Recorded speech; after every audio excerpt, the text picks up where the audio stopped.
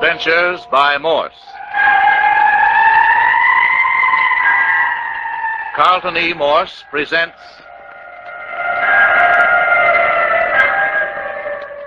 The City of the Dead, featuring Captain Friday. If you like high adventure, come with me. If you like the stealth of intrigue, come with me. If you like blood and thunder, come with me. 2 o'clock on the morning of the third day in the City of the Dead. 3 nights and 2 days have been spent in this old abandoned cemetery. This is the morning of the third day. But let Captain Friday tell you. At midnight, we were asleep in the cottage of my father, Mayor Friday, who's caretaker of the old cemetery. Then there came the disturbing wails of the old clawfoot phantom. I got up, and with Jimmy Parker went out into the night. Almost immediately, we stumbled onto a trail of bones that led us among the tombstones down into the City of the Dead. It led to a grave upon whose headstone had been placed a skull. It was a freshly opened grave, and there was a man down in it, digging. So much for that. In the meantime, Dr. Tooner had been left at the cottage with Phyllis Carroll, kept abed by her knife wound. Also, the old mare was supposedly asleep in one of the bedrooms, locked in by Captain Friday, so that he would not be disturbed. Dr. Tooner became frightened when old Clawfoot began to prowl outside the door and broke into Mayor Friday's room, only to find that he was not in the locked room at all. And then the Clawfoot creature took measure in his own hands. He broke into the front door, overwhelmed Dr. Tooner, and came to the bed beside the girl. When it reached toward her, she cried out and lost consciousness. It is now 2 in the morning, and we are down in the City of the Dead, where Captain Friday and Jimmy Parker are watching the ghoul at work in the grave of old Ernie Morton. Get down, Parker. Down on your face and keep still. Did you see who it was digging in the grave, Captain? Keep still, I tell you. Not a move out of you. Don't even raise your head to look. Why so mysterious? Who is it? Never mind. You do as I say. Keep down here behind this tombstone. Here, where you going? Keep still.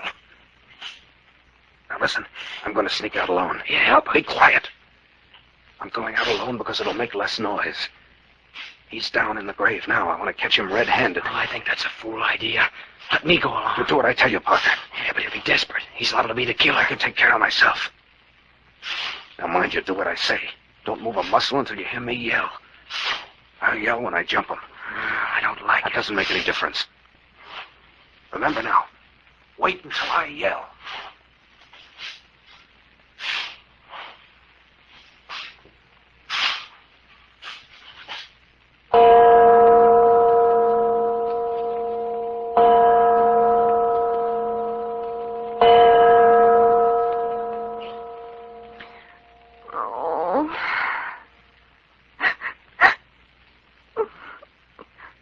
Oh, Jimmy. Jimmy. Where are you? Where are you? Oh, my shoulder. Oh, my shoulder. Oh, Jimmy, what? Where am I? What's happened to me? The Clawfoot. The Clawfoot was here. Oh, Jimmy, what's happened to you? What? Oh, Jimmy. Oh, Jimmy. Phyllis. Why, Phyllis, what's happened? What's been going on here? Where have you been? Why have you been gone so long? Why are you so white? What's happened? Nothing. Nothing that matters now. Tell me what's been going on here. Where's Doc Tooner? He's over there behind those overturned chairs. Jimmy, he's dead. Dead? Jimmy, the Clawfoot Phantom's been here. Phyllis. Dr. Tooner tried to drive him out, and the thing killed him. Phyllis, are you sure Dr. Tooner's dead? Oh, please don't leave me. I'm not going to leave you. I want to see if there's anything I can do for the doctor. I know he's dead, Jimmy. I saw him fall. No. No, he's not, Phil. No, he's not dead. He's still breathing. Oh, I'm glad. I'm glad. Oh, wait, I'll get him on the lounge. I don't think he's very badly hurt. There. Looks to me like he's just been knocked out. Oh, that's wonderful. What a fight there must have been. This place is a wreck. Everything upside down. Yes, it was pretty bad. And what happened after old Clawfoot knocked the doctor out? It turned on me. It made a little mewing wail. I never felt so awful in my life. Mewing wail? Phyllis, what are you saying? It was just like that, Jimmy. Just as though it was an animal that was glad to see me. Oh, for goodness sake. It crept toward me, wailing a little soft wail. Oh, Jimmy, I can't tell you how terrible it was. It just kept coming closer and closer. And you couldn't move. I screamed at it to go away. I begged it not to come near me, but it kept coming on and on. And then suddenly it was over me. It stretched out a lean claw hand. Oh, Phil, dear. And then I fainted. Ah, you poor kid. I thought you'd be safe here. I'd never let you. I just came to. Just a moment before you came in. The thing was gone. I wish I knew what to do about Doc Tuna there. You're certain he isn't dying? No, he's not dying. Just a bump on the head. He'll be around presently.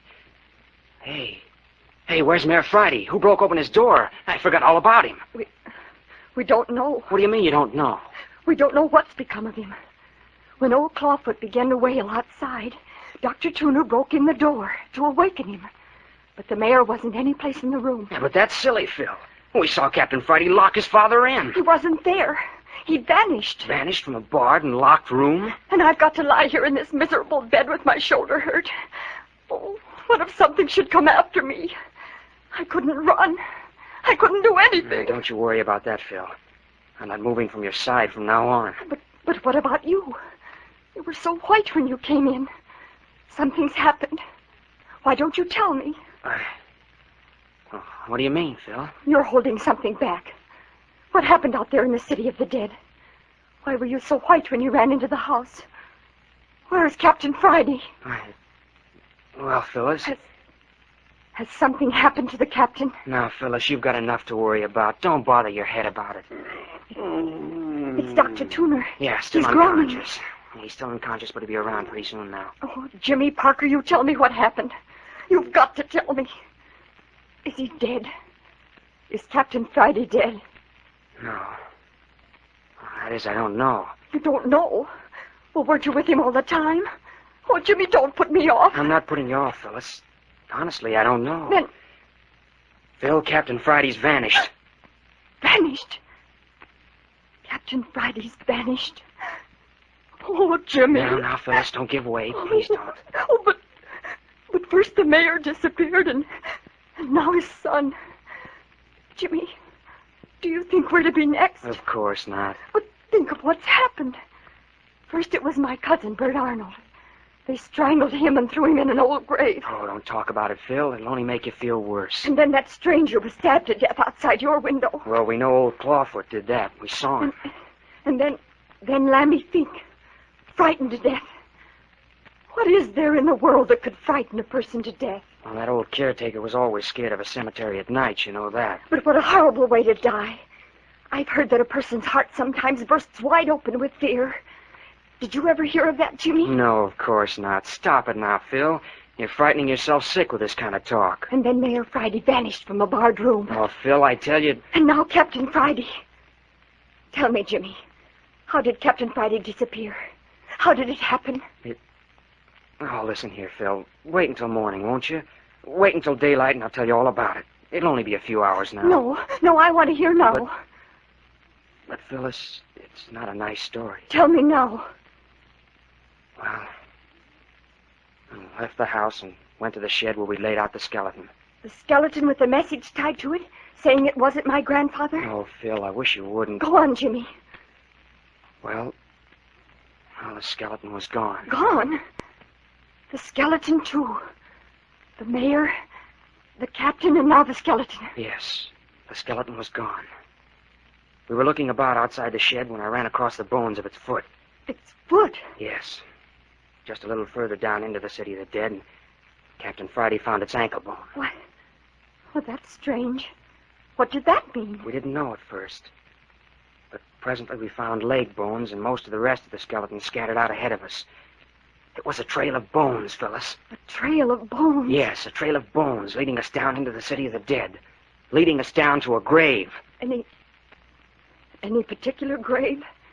The grave of Ernie Morton. Ernie Morton? The grave we opened in search of the black pearls. Oh, Jimmy. The grave in which the strangled body of your cousin, Bert Arnold, was found. Oh, what does it mean?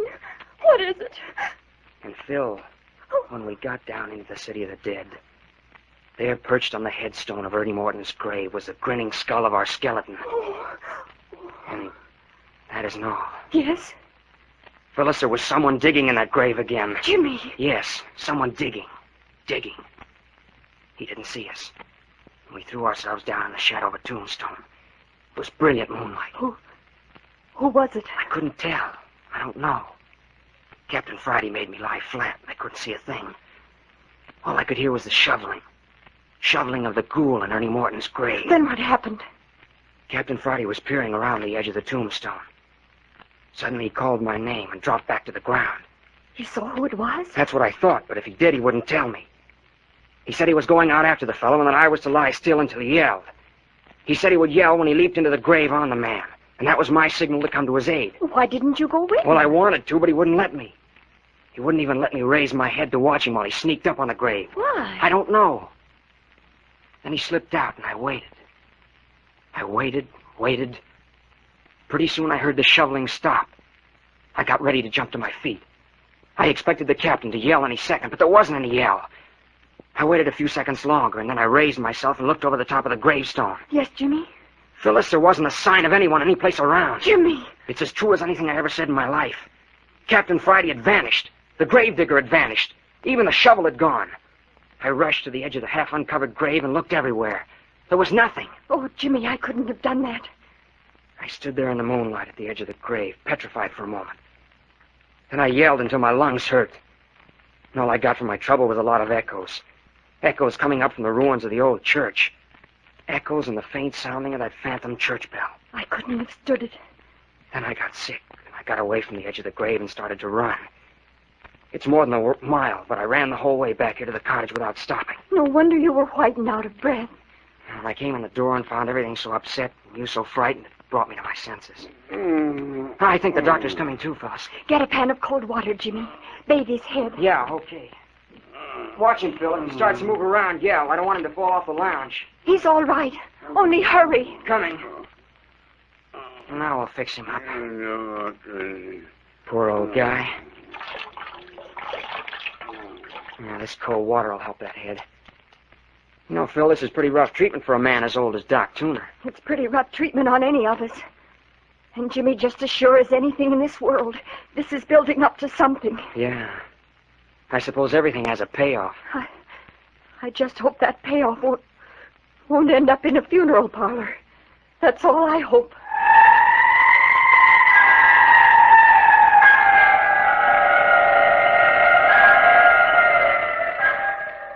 The old mare missing, Captain Friday missing. The prowling of old Clawfoot is building up to something more surely than Phyllis Carroll can know. And on the next appearance of one of these three, who is even now making his way between the moonlit headstones toward the cottage. But more of that in just a moment. Oh, my head. He's coming to all right, Phil. I'm awfully sorry about him. He's been so kind to me. My head. And the mayor keeps some stimulant around here somewhere. I think a little something to do him good. I saw it on the lower left-hand shelf in the kitchen cupboard, Jimmy. Oh, good. I'll get it. Did you find it, Jimmy? Yeah, I got it. This'll snap him out of it. Here now, Doc. Try and drink this.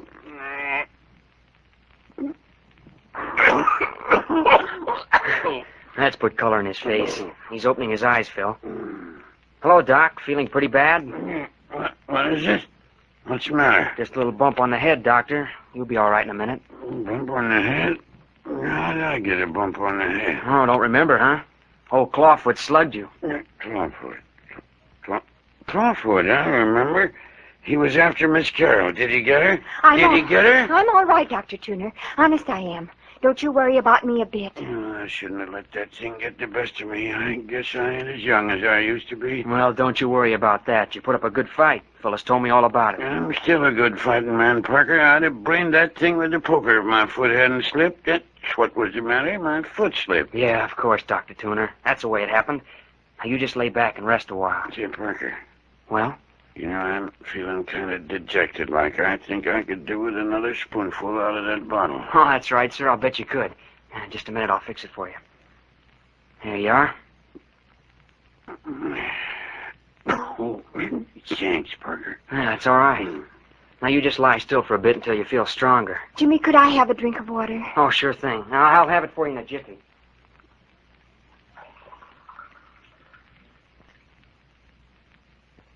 Here you are, Phil.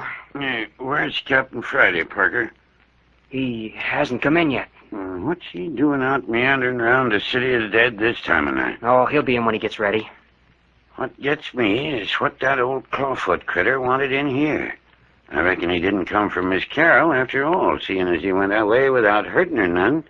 Did you see what he did after I was knocked out, Miss Carroll? No, Dr. Tuner.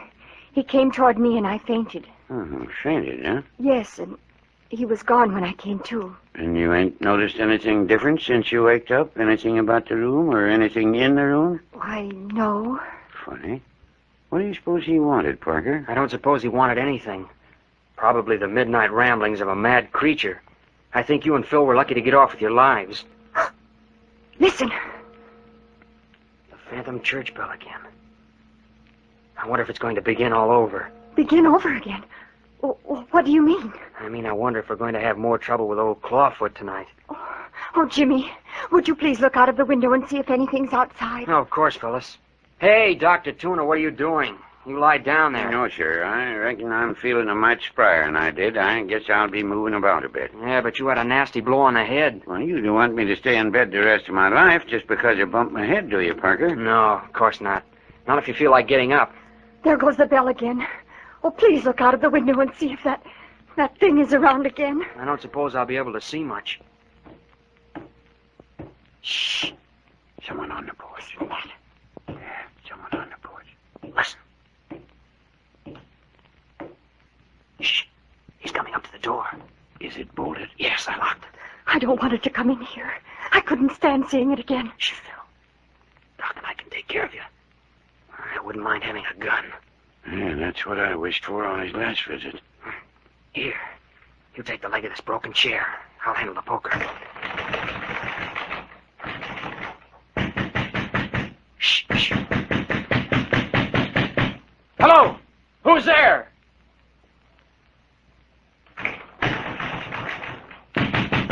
Mean disposition, whoever he is. Oh, Jimmy, I'm so afraid. Hi, you out there!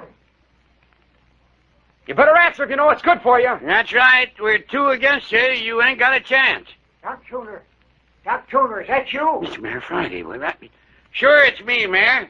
Here, unlock that door and let the mayor in. Dr. Tuner, are you certain it's the mayor? Certain? Of course I'm certain. Go on, open the door, Parker. Yeah, what did I tell you? Of course it's the mayor. Yeah, why shouldn't it be me? What in tarnation you go and lock me out for? Well, why didn't you answer instead of tromping up on the porch and banging on the door without a word? Because I ain't used to asking for permission to enter my own house. What in the Sam Hills happened here anyway? Who broke that chair? Who smashed in that door? I reckon it couldn't be helped, Mayor. We had a little visit from old Clawfoot while you were out. Clawfoot? I reckon so. By the way, Mayor Friday, where have you been all night? Curious young squirt, ain't you, Parker? Perhaps so, but a lot of things have been happening around the city of the dead tonight, and I think you can throw light on a great deal of it. What's been happening? Well, to begin with, we all saw Captain Friday lock you in that room there before he and I went out into the city of the dead. You saw the captain lock me in? That's right, Mayor. I reckon we all saw him do it. Doc, you saw him lock me in? I reckon that's right, Mayor. Well, when was that, Doc? Just before he and young Parker here went out. I reckon it was something about like midnight, Mayor. Oh. How'd you get out, Mayor Friday? Where's the captain, Parker? Why, he vanished. Vanished? Yes. We went down into the city of the dead together and, well, he disappeared. You mean something's happened to my son, Parker? I'm sorry, Mayor Friday. I don't know what happened to him. You see, we found someone digging in Ernie Morton's grave. Ernie Morton's grave? Yes. Captain Friday made me lie down behind a tombstone while he crept up to the grave. He told me to wait until he shouted. Well? He never shouted. Didn't shout? No. I waited as long as I thought it wise, and then I followed. What did you see? Nothing. Captain Friday had vanished, and so had the fellow that had been digging. Did you see who it was in that grave? No. When I got to the edge of the grave, there was nothing but a partly filled hole. That's a likely story, young man. Well, it's true. Yeah, I reckon I know better than that. Well, what do you mean? Just what I say. It just happens that I came up through the city of the dead, right by Ernie Morton's grave not half an hour ago, and that grave ain't been touched. Maybe, though, you filled up the grave before you came in. No, I left it just as it was. You say it's filled up now? Reckon it ain't been opened this night. Well, I tell you it was open. And I tell you, Parker, if you killed my son, it's going to be the last sneaking thing you do. That's the most asinine statement I ever heard. Oh, another country heard from. Phyllis is right. It is asinine. Now, look here, Mayor. Are you certain Ernie Morton's grave hasn't been dug into? I'll take you down there if you can't take my word for it. No, if you say so, Mayor, it's so. But look here, Parker ain't been acting like my idea of a killer. You're an old fool, Doc Tuner. How do you know how a killer acts? Now then, Mayor, you can't make me believe that you think the captain's dead. I ain't lived around you 40 years for nothing. If you really thought anything had happened to that boy... You keep your thoughts to yourself, Doc Tuner. But Mayor Friday, why would Jimmy do a thing like that? He hadn't any reason. Honestly, he didn't. The captain was getting too much on him. Of course he had reason. Plenty of reason. Oh, no. Honestly, Jimmy wouldn't hurt anyone. Honestly. Yeah, there now, Miss Carroll. Oh, Phil, don't cry. It's all right. Oh, but you didn't. Now, Miss Carroll, you've gone and made yourself unhappy again. You've had too much trouble tonight. Oh, but Dr. Tuner, you know Jimmy wouldn't hurt anybody, don't you? Well, yes, of course. Here, now, you let me straighten out your pillow for you. But the mayor said... There, now. Let me lift you up a little. Yeah, now I can fix that pillow. I'll give you a powder that'll put... Hello. What's this under your pillow? Why, I don't know. Look here, Mayor, Parker, look. Look what I found under Miss Carroll's pillow. What is it? Let me see. What have you got there, Dr. Tuner? A black pearl. A black pearl. Jumping Jerusalem, did you ever see anything like it? A black pearl as big as a pigeon's egg. But where'd it come from? Dr. Tuner, where did you get it? I found it under Miss Carroll's pillow, just where I said I found it. Phil, where did you get it? I don't know. It isn't mine. I never saw it before. But it was under your pillow, young woman. I don't care. I never saw it before. Ain't it a beauty? One of old Theodore Beverly's collection, as sure as you're born. But it's uncanny. How did it get under my pillow? Well, one thing's certain now anyway. What's that, son? That somebody has found the pearls. Their whereabouts is no longer a secret to somebody. And to someone in this group. How do you figure that out, Mayor? Because we're the only ones who've had an opportunity of placing the pearl under the girl's pillow. Old Clawfoot. It was old Clawfoot. By jiggers, I wonder. Of course it was old Clawfoot. We were wondering why he broke into the place. He didn't take anything, didn't hurt anyone more than was necessary to carry out his mission. Sounds reasonable. Well, of course. If Phyllis hadn't fainted, I'll bet he'd have put the pearl right in her hand. Jimmy, do you really think so? I'll bet money on it. But why? Why? I don't know. Just the same, I'll bet it was he. I know it was. You seem awful anxious to convince us, Parker. What do you mean, Mayor? I mean, I don't think Clawfoot had anything to do with that pearl. Oh? Well, what's your theory? I think you put that pearl there. What? Me? Yes. I think that pearl explains why the captain didn't come back to the cottage with you, James Parker. But I don't understand. Oh, yes, you do. In some manner, you and my son hit on the hiding place of them black pearls tonight. And it didn't suit your purpose to have anybody but yourself know about them. You're crazy. Well, maybe I am and maybe I ain't. But just the same, young fella, I ain't taking any chances. You're going in that there bedroom of yours, and you're going to stay there until we can turn you over to the police. But you can't do that. You mustn't. Look here, Mayor, that's absurd. Why on earth would I give myself away by bringing one of the pearls here to the cottage? You couldn't resist the temptation of bringing one along to show to the girl. Likely you and her was looking at it when Doc Tuner came to. You didn't have time to hide it, so you stuck it under her pillow. No, I never saw it before. Honestly, I didn't. I swear it. Now, don't you go getting all excited again, Miss Carroll. What's the matter with you, Mayor Friday? Why don't you give me a break? You're always making me the goat for everything. What have you got against me? I've never done anything to you. That won't do you no good, Parker. Well, you know what I think of you. With as much circumstantial evidence against you... Circumstantial evidence? I'd like to know if there's anyone in the world that's got more against them than you. You went out of this house with my son, and you came back alone. That's enough for me. Look! What? Are you pointing at me? Yes, I'm pointing at you. Look there in his vest pocket. Jimmy, what is it? I don't see anything. Must be losing his mind. What's the matter with you? Look at that gold pencil in his vest pocket. That's Captain Friday's pencil. You mean... Captain Friday had that pencil in his pocket when we left the house tonight. What? What's that? And look at the fresh dirt on the knee of the mayor's trousers. Oh, Jimmy. Mayor Friday, supposing you tell us what's become of your son, Captain Friday.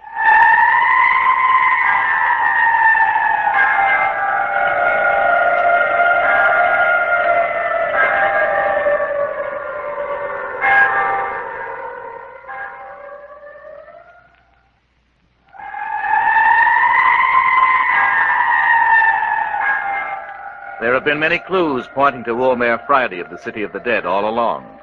But now, had he finally hanged himself? And was it Clawfoot who left the Black Pearl for Phyllis?